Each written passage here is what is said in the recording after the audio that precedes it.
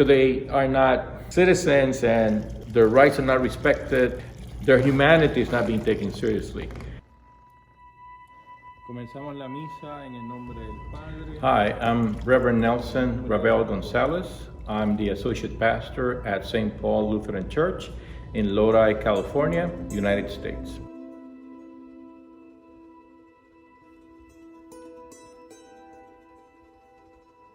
The Sanctuary Movement also advocates for comprehensive immigration reform at the political level. It also promotes the well-being of migrants at the workplace. During this pandemic, we have seen, for example, the lack of water and soap for the migrants to wash their hands, the lack of the usage of masks, so the masks are not provided or expected by those who are in charge of leading supervising the workers. So we have seen a lot of irregularities that the government has not been able to keep up and protect essential workers. 40% of the population here in Lodi are mostly migrant workers, mostly from Mexico. We have to advocate for them because they're doing the essential jobs that the state needs in order to continue to work and to function. Sadly, here in Lodi, 3 out of 4 cases of people infected by the virus are migrant workers.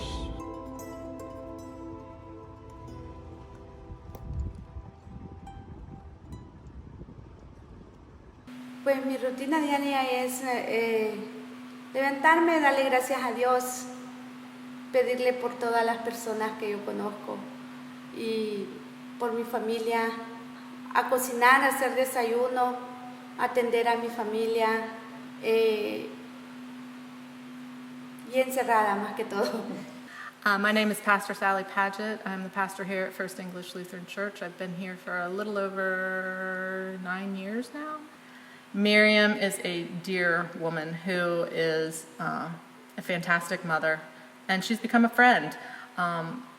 She is kind and generous and open and welcoming, and she has handled this situation amazingly. I cannot even imagine what it is like for her to be in this church, but she remains gracious after, going on over 2 years now. Everything she is about is her 2 children, and that is why she's here. She doesn't worry about her own discomfort. It's about being able to raise her 2 girls.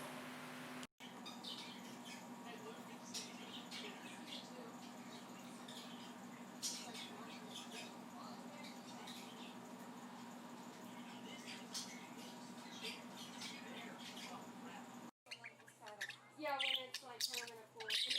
Sorry. So the roof is actually okay. Here's like bark una. He's gonna be so tired. The pandemic here in the United States has given us quite a few challenges with Miriam. The first is that Miriam and I both most likely came down with COVID right at the beginning when it hit the United States here in March. We were both sick for about 6 weeks. Miriam, of course, could not go out and get the medical help she needed, so we were very fortunate that she healed on her own and did not need medical treatment. Just keep distances from each other. It's also, I'm sure, lonelier for Miriam. She was used to people being here, and now not as many people are coming to the church, and it's hard for some people to come and visit and see her. Por los momentos, el gran sueño que tengo es tener mi libertad, que nos tomara en cuenta, no solo a mí, sino que a todos los inmigrantes indocumentados que vivimos aquí en Estados Unidos y especialmente a todos los que vivimos en Santuario. Exodus 22:21 says, "You shall not oppress the alien resident that lives among you. Remember that you were once an alien resident in the land of Egypt.